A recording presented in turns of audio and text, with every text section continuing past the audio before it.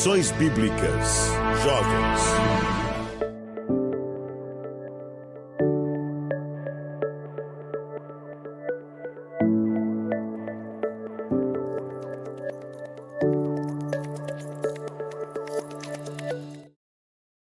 Paz de Cristo para todos, sejam muito bem-vindos a mais uma aula preparatória da Escola Dominical na classe dos jovens, direto do ADCast, estúdio da Igreja Evangélica Assembleia de Deus, Ministério do Belém em Piracicaba, sob a direção geral do pastor Irineu Lima Pereira, pastor presidente desta igreja, e coordenação do pastor Neusley Moura. Sejam todos bem-vindos a mais esta aula.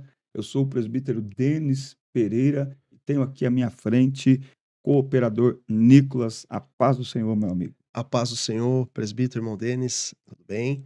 Um prazer estar aqui mais uma vez, comentando um pouquinho dessa lição, estudando junto com vocês e espero que seja mais uma vez edificante na vida de todos os professores e os irmãos que estão nos assistindo, para a glória do Senhor Jesus. Muito bem. E aqui também está pastor Robinho, que é líder dos jovens aqui do Templo Sede em Piracicaba. A paz do Senhor, pastor Robinho. Paz do Senhor, professor Denis, paz do Senhor, operador Nicolas. Bom poder estar mais uma vez reunidos aqui para juntos falarmos acerca da revista e da aula da Escola Bíblica Dominical. Muito bem, nós estamos chegando com a lição 5 na classe dos jovens e quero pedir a você que estiver nos assistindo que inscreva-se no canal, ative as notificações, clica aí neste like, neste joinha, deixe o seu comentário. Esta interatividade mostra para a plataforma que este conteúdo é relevante entre bilhões de conteúdos que tem aqui no YouTube todos os dias, mas quando você faz isso com este vídeo, você mostra que é importante este conteúdo também, que é a palavra de Deus, que edifica, que produz salvação, libertação, conhecimento. Por isso, inscreva-se, ative as notificações, dá like no vídeo, comente, fale para nós de onde você nos assiste, de que lugar do Brasil. Será um prazer receber a sua interação por aqui. Pastor Robinho, vamos então dar início a mais esta aula de hoje. Amém. O texto principal, que se encontra em Atos dos Apóstolos, capítulo 15, versículo 24, nos diz assim a palavra de Deus: Porquanto ouvimos que alguns que saíram dentre nós vos perturbaram com palavras e transtornaram a vossa alma. Não lhes tendo nós dado mandamento? O resumo da lição: defender o verdadeiro evangelho implica pensar e praticar a doutrina bíblica. Muito bem. Nós falamos na lição anterior sobre os falsos irmãos e agora nós vamos estudar sobre este tema, né? Advertência contra o legalismo, que é um tema atual para nós hoje. Os objetivos desta aula é apresentar, segundo a lição Caso de Antioquia, refletir a respeito do conflito entre Paulo e Pedro, dois gigantes da fé, dois gigantes do ministério, e compreender que Paulo estava crucificado com Cristo. O texto bíblico, que é a base desta aula, o fundamento e sobre o qual nós vamos trabalhar ao longo desta aula, nos 3 tópicos, está em Gálatas, capítulo 2, versículos de 11 a 16. Gálatas 2, do 11 ao 16, é o texto bíblico que dá aí o parâmetro sobre o qual nós vamos estudar esta aula. E nós esperamos que os professores, eles de alguma forma sejam ajudados por este conteúdo. Cooperador Nicolas. E agora na introdução, já sendo colocado os objetivos, né? A vivência da fé correta, ela é tida como um tópico inicial, né? A vivência da fé correta colocada por Paulo quando um acontecimento vem e acaba constrangendo ali os irmãos da Antioquia. Paulo estava sentado com os judeus e se viu constrangido a chegada, aliás, Pedro estava sentado e se viu constrangido a chegada dos judeus e se viu, pela pressão do momento, constrangido a se levantar e ter com eles. E tudo isso foi corrigido e combatido pelo apóstolo Paulo e a atitude foi registrada para servir de exemplo quando uma pessoa nega com uma atitude de ensino. Vou refazer o tópico, vamos lá. Introdução, desculpa. E nesse contexto, a introdução, nós estaremos tratando a vivência de uma fé correta. Tal verdade é vista no conflito que houve entre o apóstolo Paulo e o apóstolo Pedro. Estando Pedro sentado junto aos gentios, foi constrangido quando chegou ao local os judeus, ele foi constrangido a se levantar para não estar sendo visto com os cristãos que não participavam da circuncisão. É interessante, já na introdução, prestarmos muita atenção no poder que o legalismo tem, não só de barrar algo que já está acontecendo, mas na pressão que ele traz no ambiente, tanto que coagiu Pedro a sair do local onde estava. Então, essa é a introdução que nós temos que nos atentar na aula de hoje, falando sobre o legalismo, o perigo do legalismo. Interessante que nós estamos falando aqui de 2 gigantes do ministério, né? E Paulo poderia ter se calado, poderia ter se omitido, afinal é Pedro, Sim, mas a gente vê aqui que Paulo está pautado a sua vida na palavra. E, exatamente. independente de quem quer que seja, Paulo viu aqui uma necessidade de correção. Se ele não corrige, não apenas Pedro teria essa atitude, como Pedro sendo um exemplo, um líder da igreja, a igreja ia olhar para a atitude de Pedro e falar, é desse jeito mesmo que a gente tem que fazer. Então, Paulo usa a sua autoridade para fazer esta correção aqui ao apóstolo Pedro. Vamos com o pastor Robinho ao tópico 1, o caso de Antioquia. Pedro chega a Antioquia. É interessante pensar também que quem está chegando é Pedro, né? Se nós fôssemos parar para pensar, quem é Pedro? Tá? Pedro que andou com Jesus em ocasiões que muitos não andaram, que teve experiências muito grandes, e entre elas agora Pedro está na Antioquia da Síria, e é apresentado no Novo Testamento como um local onde os judeus cristãos congregavam juntos. Então, e Lucas ele vai deixar aqui, ou melhor dizer, Lucas aqui ele vai deixar bem orientado por Deus, Pedro foi o primeiro apóstolo a pregar para os gentios. E onde está? Está em Atos capítulo de número 10. Ali, a gente hoje tendo a Bíblia e o histórico em mãos, nós já começa a entender a onisciência de Deus e Deus já trabalhando lá atrás. Porque, lendo aqui em Gálatas aqui, Pedro, ele está com os gentios que Pedro está, e Pedro, ele se adapta rápido, né? Ao culto, ao ambiente. Mas por quê? Porque tudo já foi preparado lá atrás. Em Atos capítulo de número 10, quando um gentio ele vive a prática da oração, que é Cornélio está orando, e a Bíblia diz que desceu um anjo do Senhor para falar com Cornélio. Envia 3 homens para chamar Pedro. E o interessante é que nesse texto, você vê a obediência, né? É Deus falando, Deus enviando o anjo falando a Cornélio, Cornélio falando aos 3. E nesse processo nós vamos ver que é os céus em movimento, né? E é interessante que Cornélio, que é gentio e não é cristão, não resiste à direção do anjo, vai lá e chama Pedro. Mas quando o anjo vai falar com Pedro, que é cristão, Pedro diz, mas eu vou comer isso aí. Então, e é justamente aí, né? Porque enquanto Pedro está no terraço orando, é aqui que é uma das... Quando se fala da oração aqui, Pedro não vive a teoria da oração, ele tem a prática, né? Sim. Então, ele aprendeu com Jesus. Então, ele está orando, e conforme ele está orando, a Bíblia diz, e sentindo fome, pediu para preparar algo para comer. Ali ele teve um arrebatamento em sentido. E ele viu 4 pontas de um lençol e um vaso de barro com alguns animais dentro. E uma voz que dizia, mata e come. E Pedro dizendo, eu não como nada que era impuro. É o céu já trabalhando, né? porque a qualquer momento 3 homens irão bater na porta de Pedro. Quem diria? 3 gentios batendo na porta de judeus, onde os judeus olham para eles na cultura e o rejeitam e têm eles como imundo.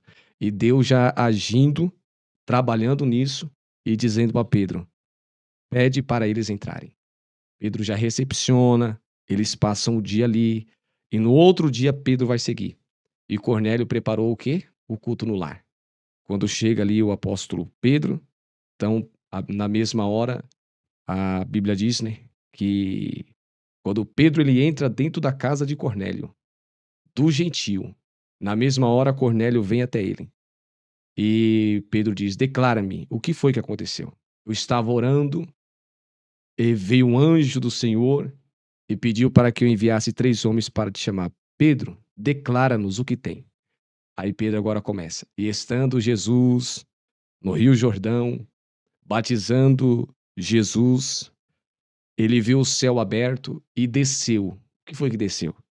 O Espírito Santo em uma forma de uma pomba corpórea e pousou sobre Jesus. E o interessante é que na casa do gentio, Pedro já presenciou, ele já tem essa experiência. E a Bíblia diz que na mesma hora, quando ele falou, o Espírito Santo tomou conta do ambiente e todos os gentios foram batizados com o Espírito Santo. Olha o que Pedro vai dizer em Atos capítulo 10, versículo de número 34. E abrindo Pedro a boca, disse: reconheço por verdade que Deus não faz acepção de pessoas. Então ali Pedro já reconheceu que Deus não faz acepção de pessoas. Agora ele estando na Antioquia da Síria, junto com judeus e junto também com gentios, adorando e glorificando a Deus, e ele já se adaptou aqui no primeiro tópico do subtópico 1. E é muito interessante a gente entender um pouquinho desse contexto que o pastor Robinho nos trouxe, para que, mais uma vez, acredito que deu um nó na nossa cabeça de entender o porquê que Pedro fez isso. Se o próprio Pedro viu o Espírito Santo batizando os gentios, o reconheceu como uma unidade na igreja, não havendo distinção de judeus e gentios. Então, o contexto onde que o subtópico 2 ele entra é que Paulo estava descrevendo que viu os irmãos chegando de Jerusalém e partilhando uma refeição. Pedro estava assentado, uma roda ali numa mesa com os gentios. E qual é o significado dessa mesa? O significado dessa mesa para eles naquela época era até trazendo um adendo, né? Quando Jesus ceava com aqueles que eram reprováveis pelos judeus, isso era algo que todos o atacavam, né? Mas porventura, mas você tá com essa pessoa, você tá com um cobrador de imposto, né? Você ceia com publicanos e afins, Então, assim, a mesa ela tinha um significado muito grande na cultura judaica. E Pedro, sabendo disso, mesmo assim se assenta, já reconhecendo como seus irmãos em Cristo Jesus, não os vendo como gentios, judeus ou afins, mas vendo todos como filhos de Deus pelo poder da graça de Jesus Cristo, né? Mas ao mesmo tempo que isso acontece, também um grupo de judaizantes chega, constrange a Pedro somente pela presença e a força do legalismo. Com o constrangimento que Pedro sentiu, fez com que ele se levantasse e rompesse essa comunhão. E assim, foi algo que Paulo não deixou passar. Paulo defendeu a fé, defendeu os gentios e defendeu o evangelho. Então, o grupo que veio, Paulo o chama de o grupo da circuncisão, que mantinham os costumes da lei e os costumes da cultura. Não acreditavam no evangelho da união, mas no evangelho da separação. Acreditavam ainda que o evangelho precisava ser completo por algo além da pregação por si só e da fé, da graça como um todo. E esses eram os falsos irmãos que chegavam, que nós trabalhamos um pouco na revista, na lição anterior, e agora eles trazem novamente esse contexto, os falsos irmãos caminhando e seguindo adiante, não só mais em Jerusalém, mas vindo até onde eles estavam ali na Antioquia, constrangendo o apóstolo Pedro. Muito bem, a lição vai falar aqui agora, no tópico 1.3, sobre essa dissimulação. Interessante que eu estava aqui pensando eh, enquanto se desenrolava aqui este assunto, que embora, pastor Robinho, Pedro lá no capítulo 10 ele tem essa experiência extraordinária com o Espírito Santo, no capítulo 2 em que ele viveu, no capítulo 10 na casa de Cornélio, ponto que ele diz, nós não podemos recusar, ele diz no versículo 47 de Atos 10, pode algum homem impedir a água, ou seja, o batismo, para que não fossem batizados estes que também receberam como nós o Espírito Santo? E ele mandou que fossem batizados em nome do Senhor. E pediram-lhe que ficasse com eles por alguns dias. Quem olha Atos 2 e Atos 10 diz, para Pedro está tudo resolvido. Pedro já está convencido, Pedro já está completamente convencido mesmo, convicto de que não há barreira, de que não é preciso cumprir ritual da lei para a salvação. Não, o evangelho da graça ele abraça a todos, mas agora, aqui no capítulo 15, ele tem uma atitude diferente, não é? Quando ele chega aqui, ele tem uma atitude diferente da atitude que ele teve lá. E essa palavra dissimulação, eu pesquisei aqui, ó, é ocultação por um indivíduo de suas verdadeiras intenções e sentimentos. E aí fica mais forte, não é? Hipocrisia, fingimento, tá? Então, a atitude de Pedro aqui no tópico 3, 1.3, a atitude de Pedro envolvia muito mais do que simplesmente partilhar uma refeição. Em um momento ele agia como se cresce que não havia mais barreiras entre judeus e gentios em Cristo, e no outro momento, com outra ação, demonstrava que as barreiras ainda existiam. Pedro se viu debaixo de uma enorme pressão e cedeu a ela. O peso dos visitantes de Jerusalém constrangeu o apóstolo pescador a agir de outra forma. Então, Pedro aqui, ele agiu de forma dissimulada. Isso não significa que nós precisamos ofender a Pedro, chamá-lo de dissimulado, chamá-lo de hipócrita. Mas aqui a atitude dele, neste momento, foi uma atitude dissimulada. Não sei se, enfim, pressionado por aquilo, ele acabou querendo ceder, às vezes para não ficar mal com um lado da igreja, com aqueles que defendiam a circuncisão, mas ele agiu de uma forma, aqui ele agiu de uma forma reprovável. E enquanto eu escutava, nós estamos em uma aula para jovens, é interessante esta decisão de Paulo, eu costumo chamar, a gente vai para o tópico 2, a gente vai falar um pouco mais sobre isso, que essa foi a reunião de obreiro mais tensa da igreja primitiva. Essa foi. Essa que foi, E está não marcada, é? registrada. E Paulo, ele aqui nos ensina que muitas vezes você precisa trazer o jovem de volta.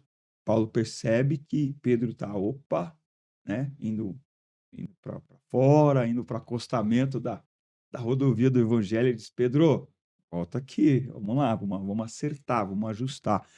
Eu, de novo, continuo impressionado que Paulo não se cala. Eu sei que na liderança com jovens, no trabalho com jovens, de novo, é mais cômodo e confortável ver uma situação que precisa ser corrigida e se calar. Não, deixa, resolva por si mesmo. Mas Paulo mostra que não. Existem situações que, é claro, não vão influenciar em nada na fé, não vão influenciar em nada no ensinamento da palavra de Deus. Ok. Mas quando influencia, Paulo está nos direcionando. É preciso se posicionar. É preciso chamar a atenção, é preciso uma correção. Até porque, assim como Pedro, geralmente quem tem esse tipo de atitude, ele é influenciador. Geralmente quem tem esse tipo de atitude que Paulo teve, ele não anda só. Ele tem um grupo de pessoas que, se ele não for corrigido, não é só ele. Mais pessoas vão entrar por este mesmo caminho. Então é preciso redirecionar muitas vezes isso. E também, isso aqui mostra a importância de uma liderança bem posicionada. Essa liderança ela está bem posicionada E, por outro lado, ela mostra a importância do jovem também ter um reconhecimento por esta liderança. Porque em tempos de internet, de novo, na minha época de jovem, na sua época, na do Nicolas não, que ele é já dessa geração, mas na nossa geração, a nossa liderança era muito física, muito presencial. As pessoas que nos lideravam, aconselhavam, direcionavam, era aqui, ó, no tete a tete, olho no olho, né, o líder chamava e tal. Hoje, os jovens, ele tem na sua mão uma influência do mundo todo. Então, muitas vezes surgem pessoas ensinando com a Bíblia na mão, porque assim, ó, se esse ensino dos judaizantes, se esse ensino viesse de fora da igreja, de quem não era cristão, eu costumo dizer que era mais fácil rejeitar. Mas ele vem de dentro da igreja. Ele vem de quem está carregando a Bíblia.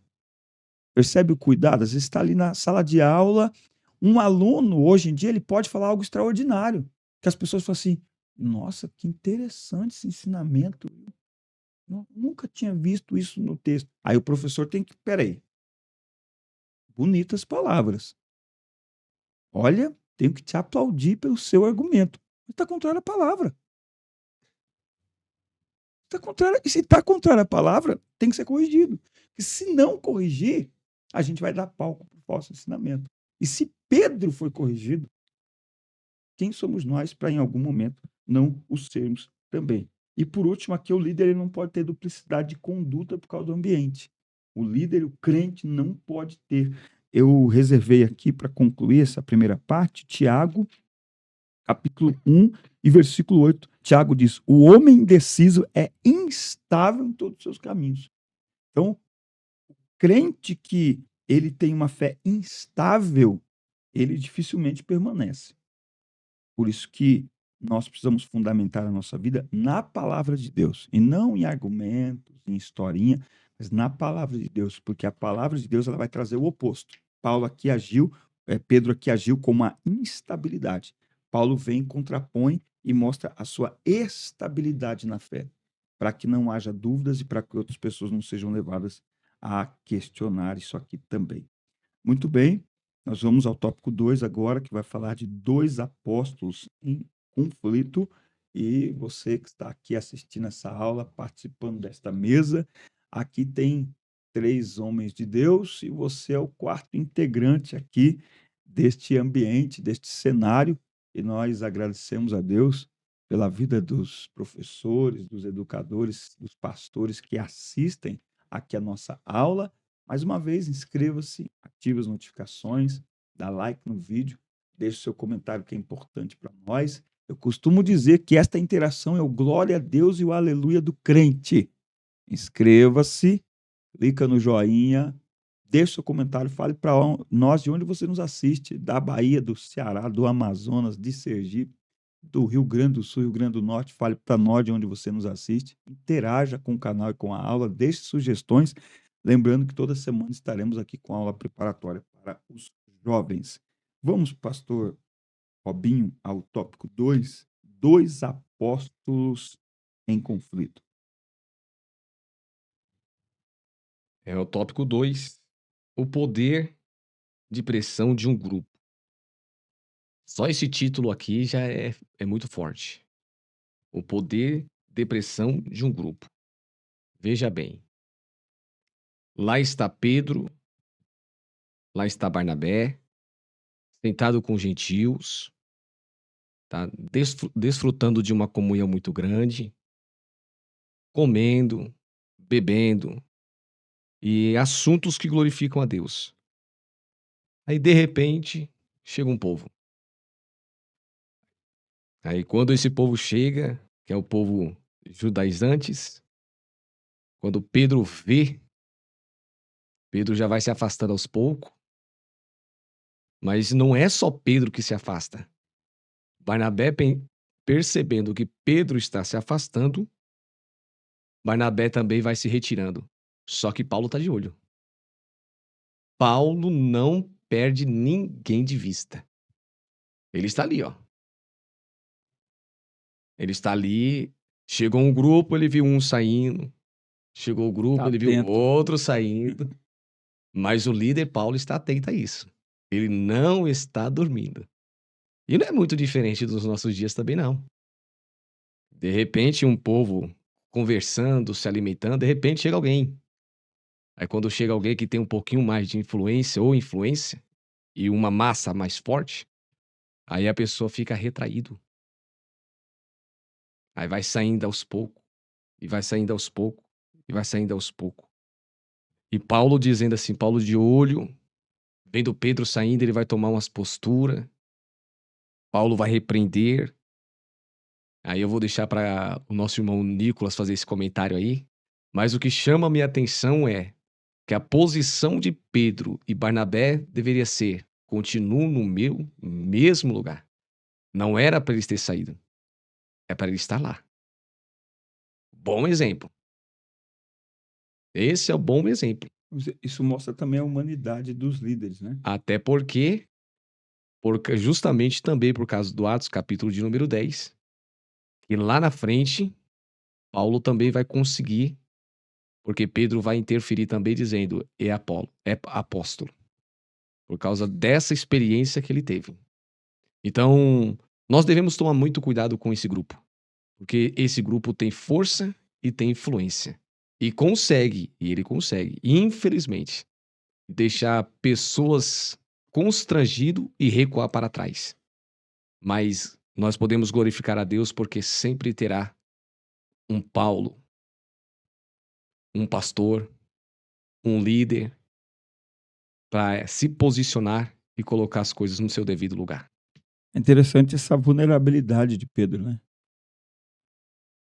Isso a gente precisa pensar um pouquinho sobre isso também. Seria muito interessante que não houvesse isso. Talvez a gente olhe para isso e disse, nossa, mas Pedro de novo. Pedro é apóstolo. Você percebe que a jornada cristã, ela nos reserva, às vezes a gente, mesmo tendo experiência com Deus, nós podemos ser conduzidos a esse tipo de vulnerabilidade.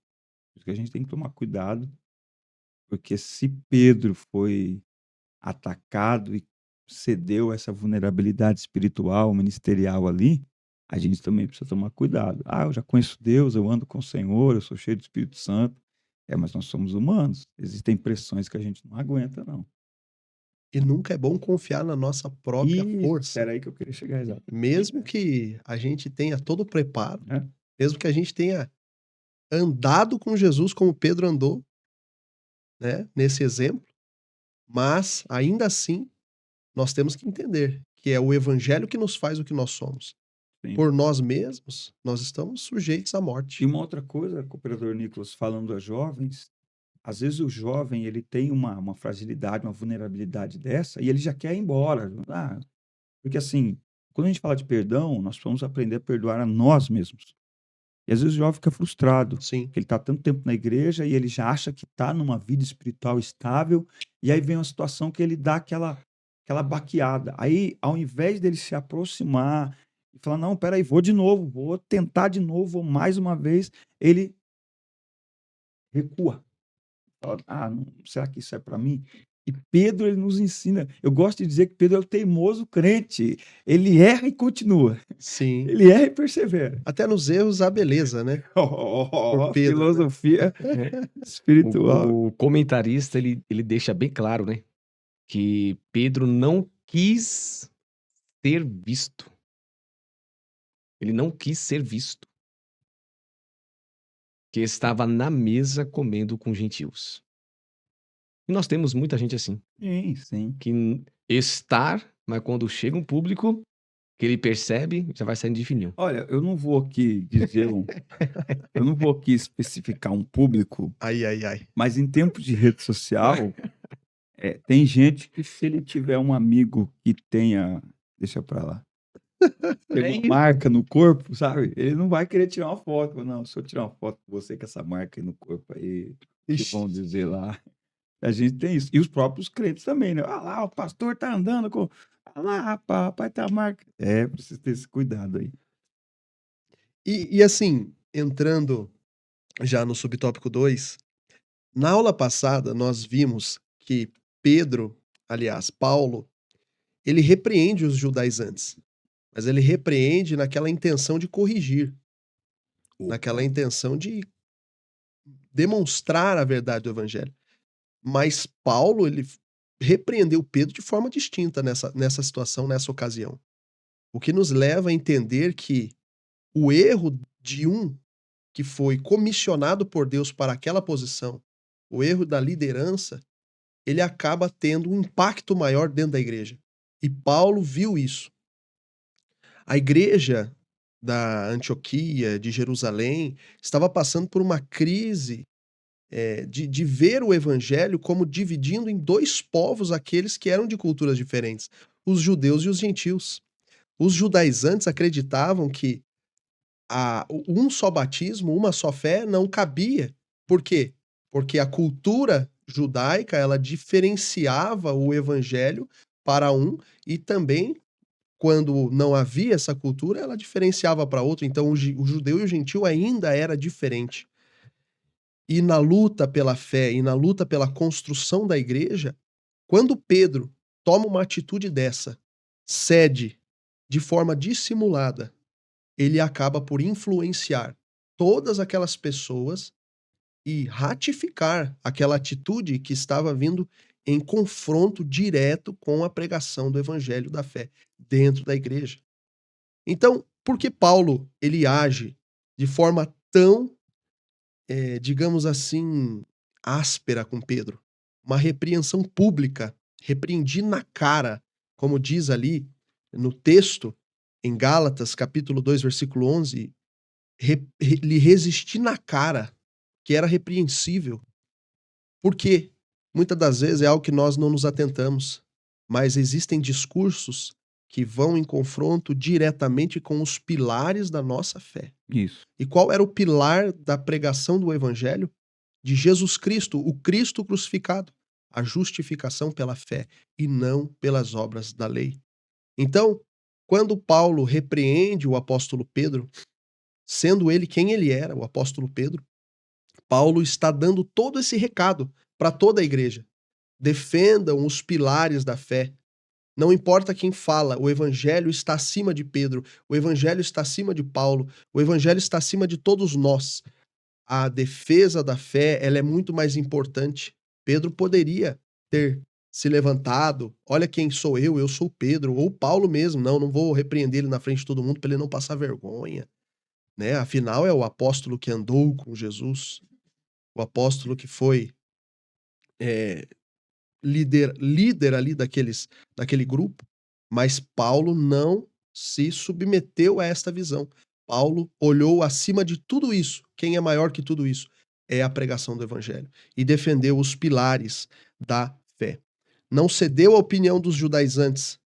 Ele sabia que estar sobre os holofotes da acusação, o apóstolo Pedro, estando sobre os holofotes ali, de todos vendo a repreensão de Pedro, isso iria intensificar a pregação do evangelho e mostrar mais uma vez que a justificação é pela fé e não pelas obras da lei.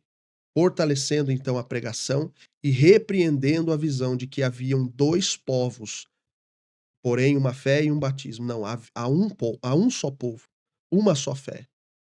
E essa é a fé que o evangelho traz nesse contexto da repreensão. O que eu acho também interessante levantar aqui, às vezes nós cedemos algumas ideias que surgem aí. O presbítero irmão Denis comentou sobre os vídeos curtos, né? Nossa, como a gente tem vãs doutrinas sendo pregadas nesses vídeos curtos, né? Pregações que confrontam diretamente com os pilares da nossa fé. Gente que parece que inventou o evangelho agora. Não, parece que eles abrem a Bíblia e falam, meu Deus, eu notei isso. Não, e essa é a algo- expressão. E às vezes em podcast a pessoa fala uma coisa, quem está apresentando diz, meu Deus. Aí você lembra da Bíblia e fala, como assim, E é irmão? por isso que é importante ter afinidade com a palavra. Porque a palavra, ela já destrói isso antes de entrar na sua Isso, mente. E às vezes essa ideia, ela frutifica algo que não presta, e até um líder chegar, um Paulo chegar e repreender essa visão, né? Mas é muito importante ter bem alicerçado os pilares da fé. E é isso que Paulo demonstra nesta repreensão pública e bem altiva que ele faz, os pilares da fé. E pilares não pode ser ignorado, né? Se você ignorar o ataque a um pilar, Sim, cai tudo. cai tudo. E assim, o pilar, ele não é algo cultural, ele Isso, não é flexível para cá, para lá, isso. ele é algo que tem que estar bem alicerçado. O evangelho que é pregado aqui em Piracicaba, ele tem que ser pregado lá na Rússia, e o Isso. pilar daqui e de lá são os mesmos, independente de qualquer lugar, independente de placa, independente de origem, independente de cultura. Os pilares são esses, para judeus, para gentios, e esse é o pilar que Paulo defende, a justificação pela fé. Falando de justificação pela fé, eu confesso que é um dos temas que eu mais amo dentro do evangelho e exatamente pelo que significa. O homem não é justificado pelas obras da lei. Paulo se vale dessa história para falar que o homem não é justificado pelas obras da lei, mas pela fé em Jesus Cristo. Gálatas 2:16. Sabemos que um homem não é justificado pelas obras da lei, mas pela fé de Jesus Cristo. Nós também cremos em Jesus Cristo para que pudéssemos ser justificados pela fé em Cristo e não pelas obras da lei, porque pelas obras da lei nenhuma carne será justificada. Qual que é a tradução desta palavra justificado? De kaio, que é tornar justo, que é declarar alguém inocente, justo, correto. A palavra justificar ou justificação, ela vai além do perdão, porque no perdão, uma dívida é perdoada, mas o registro daquela dívida, ele é mantido. Tem aí o SPC e o Serasa para comprovar isso. Sim. Agora, na justificação, Jesus não apenas pagou a nossa dívida, mas ele colocou a dívida no nome dele. Logo, não tem mais nem sequer, puxando aí no SPC e no Serasa Gospel, não tem registro do pecado do qual nós já fomos perdoados. Não tem mais registro. Colossenses capítulo 2:13 é fantástico. E quando vós estáveis mortos nos vossos pecados e na incircuncisão da vossa carne, vos vivificou juntamente com ele, perdoando-vos todas as ofensas, apagando a escrita de dívida que era contra nós, a qual era contrária, e tirou-a do meio de nós, cravando-a na cruz, e despojando principados e potestades, os expôs abertamente, triunfando sobre eles em si mesmo.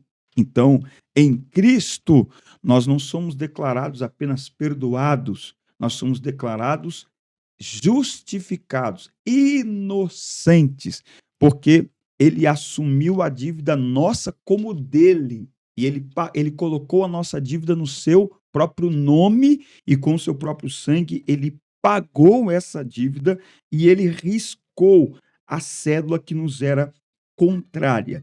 Diante disso, é completamente incoerente, para dizer o mínimo, alguém acreditar que possa ser declarado inocente diante de Deus, justo, correto diante de Deus, pelas suas próprias obras.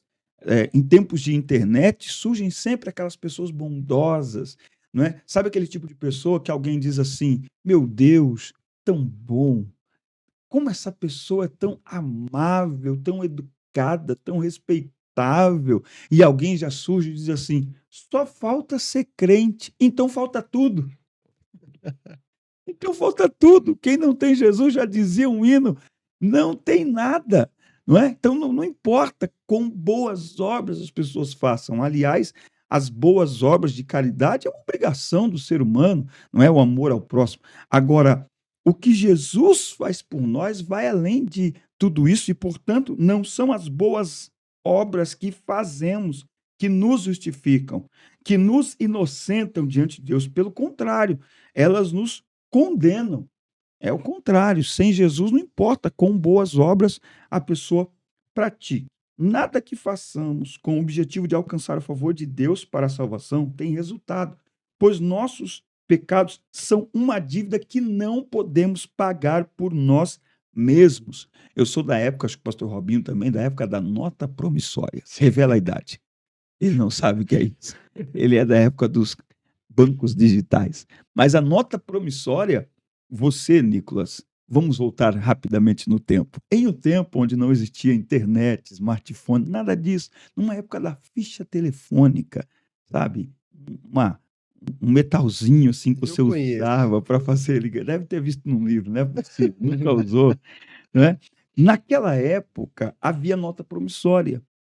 Tinha forma de você negociar com cheque, cartão de crédito era algo muito raro, só quem, né, tinha muito mesmo para ter um cartão de crédito, tinha o cheque, mas tinha uma forma de negociar, que era a nota promissória, que você comprava ela em qualquer papelaria. Era um pedaço de papel onde tinha lá um espaço para colocar seu nome, o seu SIC, não se falava nem CPF, o seu SIC, que hoje é o CPF, e o valor da sua dívida. Então, você ia lá comprar, sei lá, um terno, quanto é que custou? Pegava a nota promissória, colocava lá Nicolas, custou R$ 600, e ele vai pagar daqui 30 dias, ele vai pagar dia 12 de julho. Bom, custou R$ 600. Mas se você não pagasse esses R$ 600 e dissesse assim: olha, eu não vou conseguir te pagar agora em julho, só posso te pagar em agosto. Bom, a dívida continuava e, dependendo da negociação, ela ia aumentando. Então, a dívida que era 600, aí foi 650, daqui a pouco ela dobrava, daqui a pouco triplicava, e aí quem não tem 600 para pagar não tem 6.000.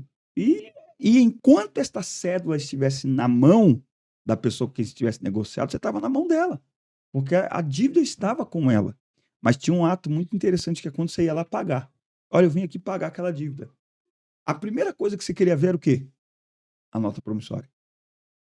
Por quê? Porque se você pagasse o valor da dívida e não pegasse a nota promissória, você continuava com a dívida. Ela poderia ser cobrada de você a qualquer momento.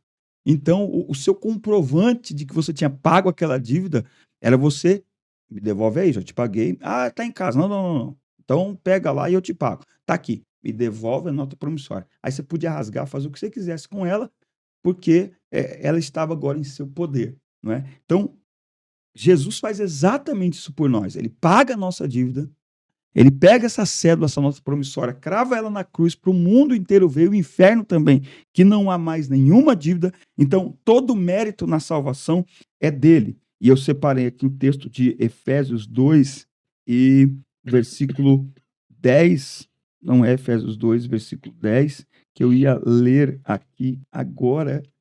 Ai, você vai ter que cortar. Eu escrevi Efésios 2, 10, não é Efésios 2, 10. Vai cortar, né, Nico? Corta no. Não pode esquecer. Isso, ó. Efésios 2 e 10. Efésios 2 e 10. Porque somos feitura sua, criados em Cristo Jesus para as boas obras. Resumindo, nós não somos salvos pelas boas obras. Nós somos salvos para as boas obras. Mateus 5,16. Assim vejam as vossas boas obras e glorifiquem o vosso Pai que está nos céus. Então, o cristão praticar boas obras não é o motivo de sua salvação, é o resultado de sua salvação. Nós praticamos as boas obras não para sermos salvos, mas porque nós somos salvos em Cristo Jesus. É isso. Glória a Deus. Glória a Deus. Muito bem. Vamos ao terceiro tópico? Mais alguma observação? Vamos lá. Terceiro tópico, nós vamos começar aqui e só encorajando você aí a se inscrever no canal, ativar as notificações, dar like no vídeo, deixar o seu comentário. Faça parte desta mesa, você também, como um quarto integrante aqui desta mesa, comentando, quem sabe nas próximas aulas aí a gente até mostra aí comentário de algum irmão aqui durante a nossa aula, tá certo? Vamos ao terceiro tópico, estou crucificado com Cristo. Estou crucificado com Cristo, Paulo. Para isso, nós vamos ler aqui Gálatas capítulo 2 e o versículo de número 20. Diz assim: já estou crucificado. Já estou. Não vou estar. Já estou crucificado com Cristo e vivo.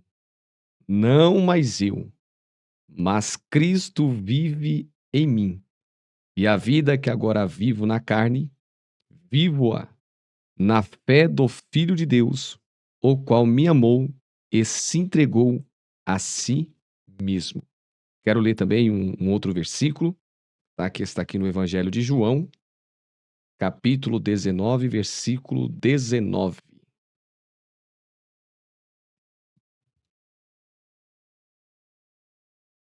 João 19, 19. Diz assim: E Pilatos escreveu também um título e pô-lo em cima da cruz. E nele estava escrito: Jesus Nazareno, Rei dos Judeus. Vou ler aqui agora também, tá? Ele não é só Rei dos Judeus. Apocalipse 19, versículo 16. E na veste e na sua coxa tem escrito este nome: Rei dos Reis, Senhor dos Senhores. Jesus se entregou na cruz, e lá na cruz ele venceu a morte, venceu o inferno, porque o próprio Paulo vai dizer: onde está a tua morte e os teus arguilhões? Onde está? Ele venceu. E Paulo agora está dizendo, depois de tudo, e de Jesus ter encontrado com ele, agora ele está crucificado com Cristo. E o que chama a atenção é que Deus perdoou todos os nossos delitos, que era contra nós. Ele removeu inteiramente, encravando na cruz também. E Paulo trata isso, sabe aonde? Colossenses. Se puder aí, Colossenses capítulo de número 2, versículo 13 e 14, para nós ganharmos tempo, tá? Diz assim: E quando vós estáveis mortos no pecado e na incircuncisão da vossa carne, vos vivificou juntamente com ele, perdoando-vos todas as ofensas. Aleluia. Havendo riscado a célula que era contra nós, nas suas ordenanças, o qual de alguma maneira nos era contrária, e atirou do meio de nós, cravando-o na cruz. Paulo falando. O escrito da dívida era a lei de Deus, que nos condenava ao listar todos os nossos pecados. Tal escrito Deus cancelou, pregando lá na cruz. Hoje, se você é um seguidor de Cristo, querendo ou não, você também foi pregado na cruz também. Nós não vive mais para este mundo. É Cristo que vive também em nós. E nós estamos mortos para este mundo e vivo para Cristo. Muito bom. E como compreender o tamanho do sacrifício do nosso Senhor Jesus? Como compreender a, a necessidade e o tamanho do pecado que havia sobre a humanidade? De um lado, a justiça de Deus, um Deus santo, um Deus que não coabita com o pecado. E do outro lado, um Cristo na cruz, sendo exposto a toda a iniquidade e pagando o preço de todo o pecado da humanidade. Como compreender o tamanho deste sacrifício? Como compreender como foi rasgar essa nota promissória, né?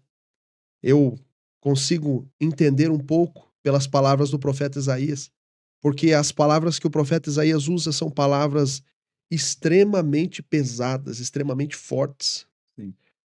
E eu vou ler um pouquinho para que os professores se situem na intensidade a qual Paulo estava falando naquele momento. Pedro esqueceu de tudo isso. Pedro esqueceu do sacrifício de Jesus, do que foi o sacrifício de Jesus, do tamanho da dor, não só física, mas do pecado, que foi moído na cruz com Cristo. Ele foi ferido, 53, Isaías 53, capítulo 5, versículo 5. Mas ele foi ferido pelas nossas transgressões e moído pelas nossas iniquidades. O castigo que nos traz a paz estava sobre ele, e pelas suas pisaduras fomos sarados. E agora vamos lá para o versículo 10. Olha a santidade de Deus. Todavia o Senhor agradou moê-lo, fazendo-o enfermar, quando a sua alma se puser por expiação do pecado.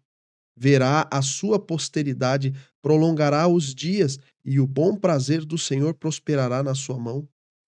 O trabalho de sua alma ele verá e ficará satisfeito. Com o seu conhecimento, o meu servo, o justo, justificará a muitos, porque as iniquidades dele levará sobre si. Uma circuncisão. Imaginem só, uma circuncisão barrar todo o projeto de Deus, que foi cumprido na cruz e profetizado aqui em Isaías 53.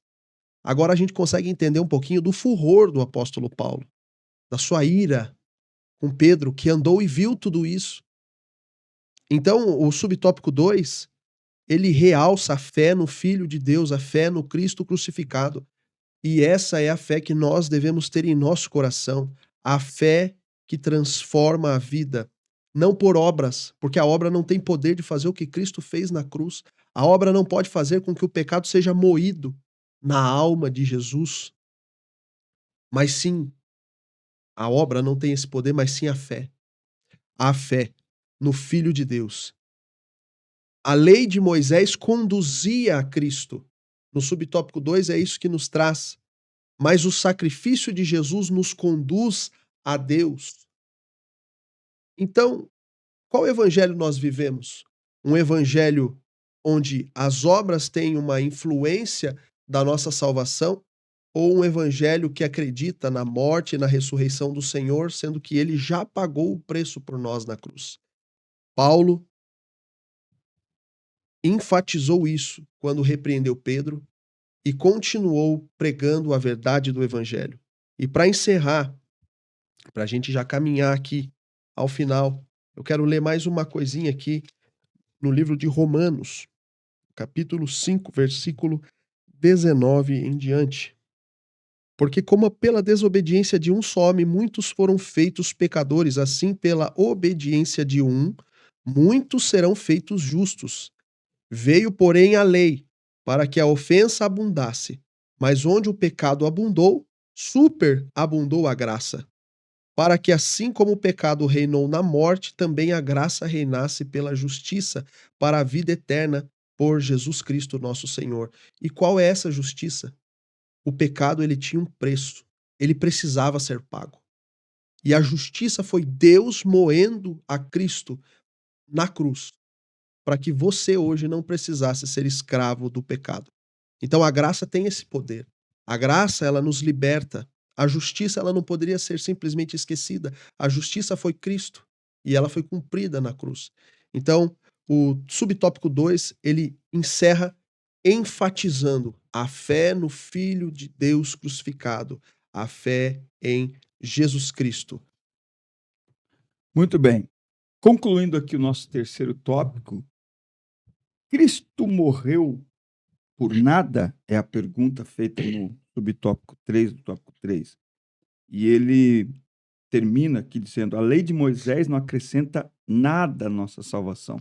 Embora pareça um argumento válido, um argumento interessante, mas esta ideia dos judaizantes e que Pedro se deixou ali atrair por ela, mas essa ideia de acrescentar a circuncisão ou qualquer outra prática como um acréscimo à obra de salvação, na verdade, ela acaba negando o sacrifício de Jesus por nós. É como se a gente quisesse dizer, e como alguns já disseram, olha, a gente precisa fazer algo para ajudar, para melhorar, para completar a obra de Cristo, não é? Para aprimorar a obra que Jesus fez, a gente precisa fazer alguma coisa. E já que essa revista fala de liberdade cristã, quem vive pelas obras, acreditando que é salvo pelas obras, e aqui nós estamos em uma sala de jovens e também numa igreja Assembleia de Deus, para quem é essa aula, nós vamos tomar cuidado no nosso meio, porque tem crente que ele acha que ele é mais crente que o outro, porque ele pratica certas coisas e não pratica outras coisas. Principalmente quando se trata de, não só dentro da própria igreja, mas às vezes quando ele tem acesso, se encontra no trabalho ou no shopping, como irmãos de outras denominações. A gente tem que ter esse cuidado também, de não achar que o nosso formato, ele em si, ele é um plus a mais. Então, desculpa aí, irmão, você é dali, você é... Não, não, não, eu sou... Não, não, não. A salvação, ela é em Cristo. Nós temos culturas diferentes, nós temos igrejas e denominações que crescem no Brasil hoje, as ramificações são muitas, e com culturas e identidades diferentes, mas a salvação, ela é em Cristo. E assim como a lei de Moisés também não acrescenta nada à nossa salvação, e as obras que fazemos na vida cristã servem para refletir a glória de Deus em nossas vidas. Se mudarmos esse princípio, estamos declarando que Jesus morreu por nada e que o sacrifício dele precisa ser reforçado, neste caso, com práticas que Deus ordenou aos judeus, e nos dias de hoje, com práticas que nós, por exemplo, acreditamos serem corretas, serem adequadas de acordo com o padrão bíblico, mas que nós não as praticamos como se nós estivéssemos dizendo, olha, nós cremos no Evangelho de Jesus Cristo e praticamos isso para nos sentirmos mais seguros. A segurança do crente na sua salvação está no sacrifício de Cristo. Pleno, completo, tetelestai. Fiz a obra que me deste a fazer, terminei o trabalho que me destes para fazer, paguei a dívida que tinha que ser paga, a obra está consumada. Então, a nossa fé precisa estar baseada, fundamentada, alicerçada, única e exclusivamente em Jesus. Qualquer tentativa de mudar isso, de colocar aqui e ali, de trazer qualquer coisa que venha a sugerir um acréscimo ao que Cristo fez, deve ser não simplesmente recusado, como se vier de alguém, como neste caso, influente, alguém que está querendo ensinar, e aí os líderes de jovens, não é, que são professores aí dessa classe, na sua grande maioria, precisam ficar atentos, Nicolas, olhar as redes sociais, olhar, porque tem líder que ele é desatento. O senhor aqui já falou, né, pastor Robinho? Paulo estava atento. Né? Hoje, Paulo estaria de olho nas redes sociais. Surgiu alguém aí que ele está falando algo que, nossa, a juventude está efusiva atrás dele, todo mundo quer seguir ele, todo mundo está imitando ele. Peraí, mas o que ele está ensinando?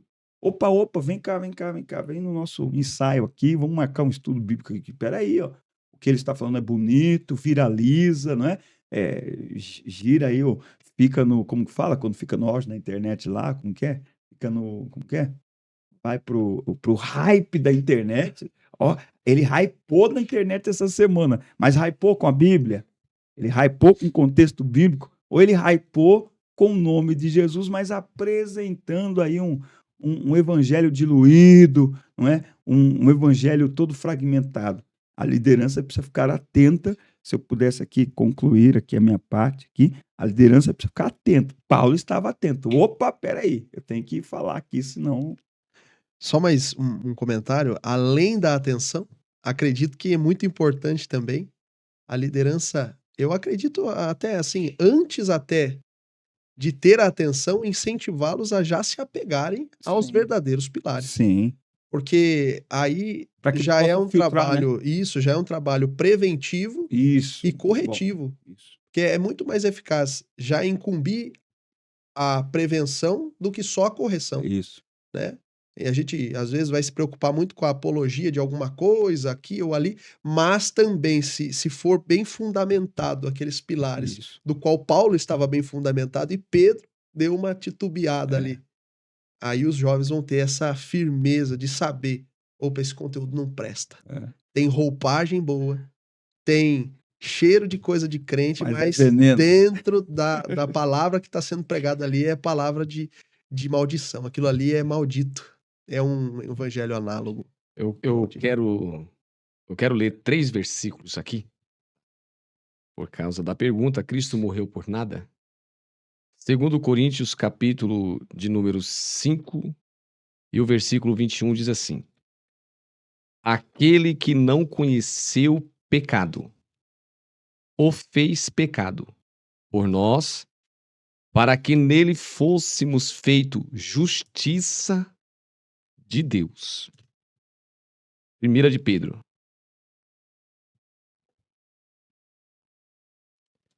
1 de Pedro 3,18 diz assim, ó, glória a Deus.